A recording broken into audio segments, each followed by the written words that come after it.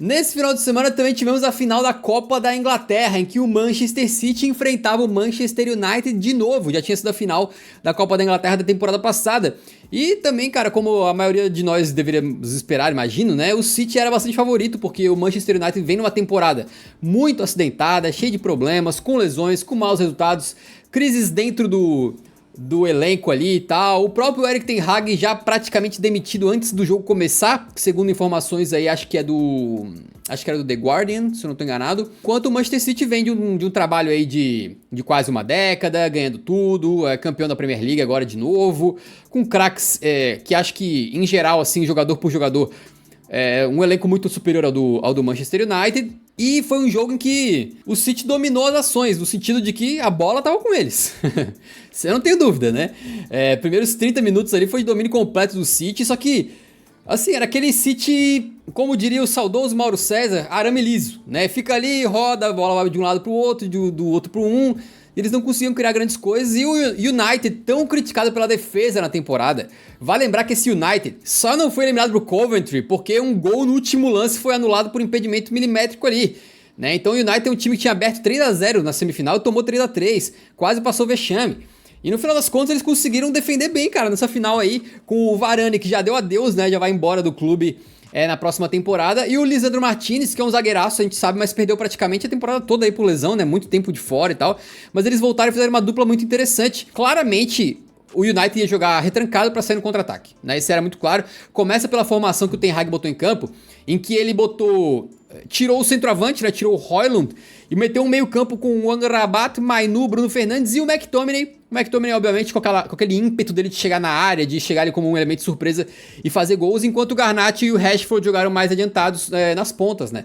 E a jogada era clara, era a bola na correria, e muitas vezes pro Rashford, que é um cara rápido, só que o Guardiola naquele momento, naquele começo de jogo, acho que tava fazendo muito bem o papel dele, porque o Walker também é um jogador muito rápido. E ele colocou o Walker pra colar no Rashford, e aí a bola era esticada pro Rashford, o Rashford saía correndo atrás igual um doido, só que o Walker chegava antes em todas, cara, vinha ganhando todas, né? O United era inofensivo no ataque. O City também não era muito, não dava muito perigo, só que controlava a posse de bola, ficava rondando, né?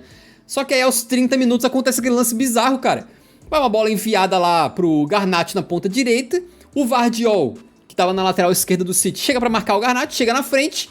E na hora que ele vai recuar a bola de cabeça pro Ortega, que é o goleiro do City aí, já era goleiro das Copas, né, mas o Ederson tá machucado também.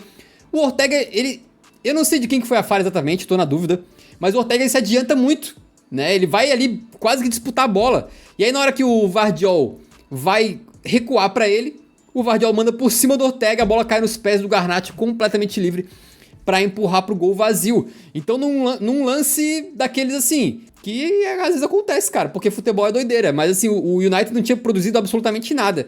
E num lance de sorte ali, de falha individual, acabou conseguindo abrir o placar. Tu acha que foi falha do Ortega, do Vardiol? O que aconteceu ali, cara? Tem que entender que não é uma dupla tão entrosada, né? Eu não sei se o Ortega jogava a Copa sempre, mas de qualquer maneira, quem tá acostumado a estar ali é o Ederson, né? Mas falha do Vardiol, enfim, ainda bem que a gente não botou o Vardiol na seleção da Premier League, né? Como lateral esquerdo, ainda bem. A falha dele, assim, não pode dar essa cabeçada pra dentro, assim, não tem como, cara. E curioso, né? O Vardiol, que inclusive fez uma reta final muito boa, esse jogo não foi bem, na minha visão, especialmente nessa hora ali da hora do gol. Não tem como fazer isso não, cara. Também não saiu bem o Ortega, né? Mas o time do City, o zagueiro do City, o lateral do City tem que saber que o goleiro sai, né? É uma característica de qualquer goleiro. Então, acho que falha do Vardiol. O Ortega foi titular em todos os jogos da FA Cup. E eu acho que ele sai um pouquinho demais, assim, mas é complicado julgar também, porque o goleiro tá num momento ali em que acho que ele pensou assim, pô, essa bola vai sobrar, eu vou catar ela, né? E talvez se o Vardiol só protege, ele poderia pegar algo assim, mas o Vardiol dá aquela cabeçada. A falha talvez seja mais o Vardiol que não viu o goleiro adiantado, né? Mandou por cima ali. E aí no final das contas o United abriu 1-0. E cara, no final das contas o United melhorou um pouquinho depois desse gol, ganhou um pouco de energia ali, se assanhou, né? E fez mais um com uma bola longa no Garnacho, que tocou pro Rashford fazer o 2-0, só que tava impedido. Aí não contou, né? Mas de qualquer maneira, era um momento bom do United no jogo. E aos 38 minutos do segundo tempo, provavelmente o Garnacho na ponta direita toca pro Bruno Fernandes. E o Bruno Fernandes, cara, de maneira quase mágica, ele tá de costas pro Mainu, né? Ele não tá nem vendo o que tá acontecendo atrás dele. Mas ele consegue dar um passe, um tapinha fantástico, enganando todo mundo que achou que o que ele ia chapar pro gol, e ele consegue deixar o Mainu, que tava entrando assim mais pra trás dele na área, livre. Achou o Mainu ali e o Mainu finalizou tranquilo e fez o 2-0 na partida. Cara, esse passe do Bruno Fernandes tem um ângulo que mostra ele por trás. Cara, é uma coisa fantástica, cara. Todo mundo, o narrador, o cameraman, todo mundo foi enganado achando que ele ia tocar, que ele ia chutar, né? Porque ele tinha o campo aberto pra chutar. Mas ele acha o Mainu livre ali, cara, é lindo isso aqui, cara. Tu não acha que é um lance de craque, assim? Não, é de craque, eu falei no outro bloco lá que o que o Wirtz faz de temporizar e saber dar o passe certo, poucos fazem. E o Bruno Fernandes é um desses poucos, né, cara? Ele é muito craque da bola. É uma temporada, lógico, que o Manchester United termina ali em 8º, eu acho, na Premier League. O que, obviamente, não deixa a gente, talvez, elogiar tanto o Bruno Fernandes como ele mereceria, né? Mas o que ele joga de bola é um absurdo, assim. Se esse time encaixa, assim, potencializaria ele ainda mais, né? O passe perfeito, nosso Mainu, menino de ouro do Eurofut, né? Quando a gente faz um vídeo sobre um cara, eu quero que o cara marque 5 gols por partida. E conseguiu meter um gol. O que o Bruno Fernandes fez, ele não precisou fazer muito, né? Apesar de que acho que é o Walker ali que chega meio atrasado, né? Se for ver a linha, ele tá meio pra frente mesmo. Mas não tinha muito o que fazer, né? O que o Bruno Fernandes faz é coisa de gênio mesmo. Não tem outra. Inclusive, a gente tem um vídeo só sobre o Kobbie Mainoo aqui no canal, tá? Meio campista joia do Manchester United, vale acompanhar e assistir pra quem não conhece aí, pra entender quem que é esse moleque, que o moleque é brabo demais. E aí foi pro intervalo 2-0, né, com o Manchester United vencendo pra surpresa de muita gente e, cara, a tônica do jogo foi o United, acredite se quiser, defendendo muito bem, né? A defesa que foi um dos principais pontos dos caras na temporada, pontos negativos, né? E os caras estavam conseguindo defender muito bem. E o City acho que deu uma sentida nesse segundo gol. Eu acho que os caras não esperavam em nenhum momento que eles fossem estar 2-0 atrás no placar, né? E no segundo tempo, o que mudou, né? Foi que o City parou um pouco com esse toca e botou o Doku em campo. E o Doku é um jogador muito, quando ele tem a liberdade pra fazer isso, ele é muito incisivo, ele é muito driblador, muito rápido, parte pra cima. E isso aí, além de criar jogadas, né? Ele abre espaço pros outros, porque a marcação geralmente é dobrada em cima dele. Então o Doku pegava a bola, já chegava correndo nele o Wan-Bissaka. E já colava um segundo ali pra marcar junto. Às vezes era o próprio Garnacho que descia pra marcar, às vezes era o Amrabat que colava por ali. Trazendo 2 marcadores pra ele, consegue deixar mais espaço pro outro. E aí tem uma jogada do Doku que ele manda no segundo pau e o Haaland manda no travessão.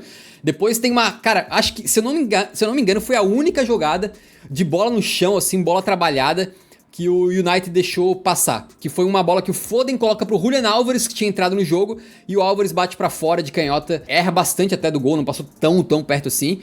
Mas fora isso, a defesa do United muito bem. O City dominou o segundo tempo por completo, completamente com a bola o tempo todo e tal, só que sem criar grande chance. Pra ter uma ideia, alguns dos lances de maior perigo do City foi quando o Walker falou, pô, vamos parar de tocar pro lado pro outro igual uns doidos aqui, vamos chutar pro gol. E chutou 2 pancadas de fora da área, que o Onaná pegou as 2. Inclusive o Onaná estava muito bem na partida, né? E quem estava muito bem também era o Doku.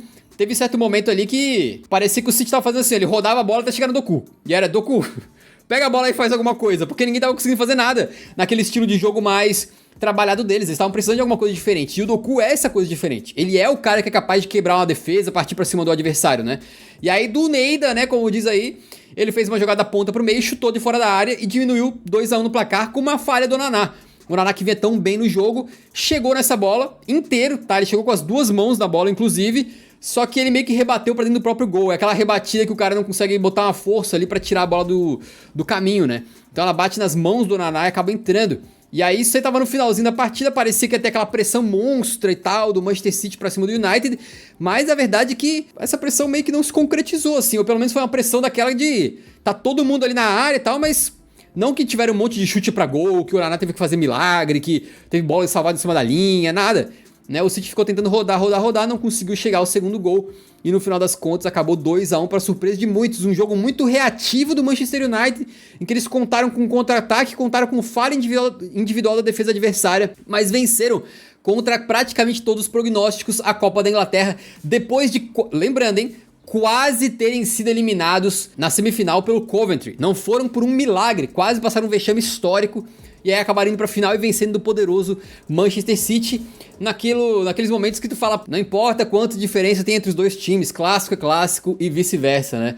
O que tu achou dessa final, Rafa? E surpreendente que o United tenha defendido tão bem, né? É retrancado na maior parte do jogo, mas também acho que tem que ser dado mérito quando as coisas acontecem da forma correta, né? O Erik ten Hag montou uma retranca que funcionou, montou um contra-ataque que funcionou, montou um time sem centroavante com mais um meio-campista que ajudou a povoar aquela área, que é um dos fortes do City, E no final das contas, amigo, o que importa é a taça na galeria e não como o time jogou no final das contas, né? É legal ver que o Ten Hag finalmente achou a zaga titular, né? E que nunca mais vai ser repetida porque o Varane saiu do Manchester United, né? Eu tava vendo aqui, eles dois essa temporada jogaram 7 jogos juntos só. Tomaram bastante gol, tá? Eu ia até pensar, será que eles foram bem? Acho que nem tanto, mas o Lisandro Martínez é muito bom zagueiro, cara. Ele é baixinho mesmo e fico pensando se ele fosse alto, ele seria nível melhor do mundo, assim, porque é uma coisa que falta mesmo, tipo, ele dá uma eletricidade, ele dá um ânimo, ele dá uma cobrança, assim. Teve uma hora que eu vi ele fazendo assim pra torcida, pro pessoal. É o tipo de coisa que falta em alguns jogadores, né? É mais no United nos últimos anos, o Maguire, tanta confiança que faltava nele. O Casemiro, que não é zagueiro, né? E ficou fora de posição, completamente zoou a linha de impedimento a última vez, no último jogo lá. Teve contra o Arsenal, contra outro jogo lá, acho que foi no Crystal Palace também, péssimo. Uma zaga muito boa que não vai repetir, espero não também, né? Pô, mas imagino que o United vai achar um bom parceiro pro Lisandro Martínez temporada que vem. E deve fazer a zaga em volta dele, assim. Precisa ter um volante mais alto pra cobrir no jogo aéreo, mas tirando isso, ele é muito bom, pelo amor de Deus. O Yuri tá lembrando aqui, Yuri Anacleto, que a zaga titular da temporada passada não aconteceu por causa de lesão. O time tem que estar precavido pra entender que um cara como o Varane chegou já vindo de lesão, né? A gente tem que lembrar que ele passou, acho que mais machucado do que jogando no Real Madrid, então o United sabia disso e ainda assim a peça para repor ele na equipe era o Maguire e o Johnny Evans, né? Mas a defesa foi muito bem. O que eu vi foi um City cansado e um United, assim, elétrico, disposto, assim. Aquilo que a gente falou do Leverkusen contra a Atalanta, eu achei que foi um pouco do City. Lógico, na verdade a Atalanta dominou a partida, nesse caso o City dominou, mas era um City cansado, assim, que não tinha muito o que fazer. Eu também não entendi porque o Doku não começou a titular ou entrou mais cedo, assim. Toda vez que eu vejo ele entrar, ele dá um ritmo pro jogo que o City precisa, e que às vezes só esse toque não funciona. O pessoal tirou sarro do De Bruyne, né? Mais uma vez ele meio que passa em branco na partida, foi substituído. Não é incomum jogos importantes ele sair, não é incomum. Eu acho que pipoqueiro é muito, mas a gente imagina que vai falar sobre. E Haaland, complicado, né, cara? É difícil, assim. A gente pode falar que a bola não chega. Chegou uma que ele manda no travessão, né? Mas tem um número que eu coloquei, eu não sei se eu confiro um pouquinho, tá? Mas o número dele de finais e semis, histórico mesmo, pensando em Borussia, ele passou em branco quase sempre, assim. E pelo City, acho que ele nunca marcou em final, ou só no começo. É realmente muito bizarro, assim, muito bizarro. A gente tá com um site aqui que, pra ser bem sincero, eu não sei qual que é a confiabilidade dele, mas parece ser um levantamento bem correto, que de semifinais que ele jogou por Molde, Salzburg e Manchester City, ele passou em branco em todas. Não, ele tem acho que 3 gols e um passe pra gol, ou assistência, não sei se é passe pra gol, no geral, em finais. Em finais, em semifinal isso. ele passou em branco. Isso em finais, ele tem gol em 2 das 3 finais pelo Borussia Dortmund, mas pelo Manchester City ele chegou a 1, 2, 3, 4, 5, 6 finais sem meter gol. E a gente tá falando aqui daquele que era considerado o principal centroavante do mundo ao final da temporada passada. É um cara que tava com cara de que ia até melhorar, porque ele tava com muita sede, né? Eu lembro aqui que eu vim e enchi a bola do Haaland, que acabou a final da Champions, a primeira coisa que ele tava pensando era como é que ele poderia melhorar. Ele tava conversando com o Thierry Henry, perguntando pra ele como é que ele poderia melhorar e tal. E ele fez uma temporada que ele até meio que deu aquela fala pra calar os críticos, assim, né? Falou, pô, se não sei quanto, 30 e poucos gols da temporada, a artilharia da Premier League é ruim, então que seja, sabe? Tipo assim, pra mim tá bom. Mas assim, claramente é uma temporada abaixo da temporada passada dele, né? Ele passou muitos jogos em que ele levantou essa discussão que sempre aparece com o Haaland, né? De ele tá lá, ele não aparece, não toca na bola e tal. E quando vem a bola, geralmente ele guarda, só que nessa temporada ele tem perdido muitas chances, né? E essa aqui, por exemplo, que ele mandou no travessão, nem acho que foi uma chance tão clara assim, tava um lance difícil, ele teve que levantar a perna bastante pra conseguir finalizar, mas de qualquer maneira acaba se tornando um histórico negativo e que, querendo ou não, as pessoas vão cobrar, não tem jeito. 6 finais tu não meteu nenhum gol, sendo que tu é o principal centroavante do clube que mais, né, junto com o Real Madrid, do principal clube do mundo em termos de força no momento, é difícil as pessoas não cobrarem. E mais uma vez, no final das contas, pro Manchester United, quem resolveu foi a molecada, né, cara? De novo aí, se tem uma coisa boa do trabalho do Ten Hag, é que ele botou o Garnacho pra jogar, e o Garnacho vem rendendo, vem sendo um dos principais jogadores da temporada. Achou o Mainu num momento que tinha dificuldade no meio campo, e o Mainu tá com cara de que vai ser meio campista pra 10 anos aí, né, que tem toda a pinta de ser um craquinho. O próprio Højlund teve seus momentos na temporada também. Então, no final das contas, ele achou algumas soluções na molecada, e a molecada mais uma vez decidiu. E esses dois aqui fizeram base no United, né? O Garnacho menos, que o Garnacho já chegou mais pronto, né? Do Atlético de Madrid, mas chegou a fazer base no United também. E o Mainu desde mais cedo aí nas categorias de base dos caras. Então, se tem uma parte boa do trabalho do Ten Hag, é essa daí. É muito bacana, inclusive, o Garnacho tem um potencial muito grande, o que o Mainu joga de bola é sacanagem, cara. Ele tem marcado gols que nem é a dele, ou Sim. deveria ser a dele. Ninguém ia cobrar se ele não fizesse nenhum gol. No volante. Lógico, mas o que ele joga de bola, assim, o que ele é motorzinho, eu acho que Eurocopa ele vai ser titular, inevitavelmente, assim. E um meio campo, Rice, Mainu e Bellingham, pra, tipo, 10, 15 anos, é papo de, pô... O Southgate lá tem que fazer muita besteira pra esses caras não jogarem muito. E no próprio United, né? O Mainu... É muito difícil ver jogador inglês sair do país. E não consigo ver o Mainu saindo do United também. Então, é pra guardar essa joia, pra montar... Eu acho que o Mainu... se eu não me engano, quem falou isso? Fábricas. Foi Fábricas. Falou pra montar um time em volta dele, né? Uhum. Falou que, tipo, assim, ele é a peça isso, principal. Cara. Ele é o primeiro jogador, assim, né? Exato. Você monta o time em volta dele, cara. Que volante que vai jogar bem com ele? Que meio atacante vai jogar bem com ele? Que ponta vai jogar bem com ele? É o tipo de jogador pra você realmente montar, assim. Considerando que ele já tem o Bruno Fernandes, só falta um volante ali, porque a princípio o Casemiro deu uma esfriada lá, né? Tanto em performances quanto no clima também, ficou meio pesado pra ele. Ele até reclamou esses dias que foi maltratado e tal. Mas a Inglaterra, a gente vai falar mais sobre isso, mas a quantidade de jogadores em boa fase que eles têm lá, porra, é um negócio inacreditável, cara. Inacreditável. Realmente tem que fazer muita besteira pra não chegar longe na Euro, eu acho, né? Mas outra coisa importante dessa final aí é que o Rodri finalmente perdeu. A invencibilidade dele durou 74 jogos e 475 dias, cara. Exatamente, o cara tava quase 1 ano e meio sem perder nenhuma partida. E agora, justamente na final da Copa da Inglaterra, perdeu. Vamos dizer assim, perdeu por causa do Vardiol, porque se for ver, no final das contas, o jogo foi decidido naquele lance, né? Tanto porque ele condicionou a partida, como também, 2-1, um dos lances foi uma entregada, então...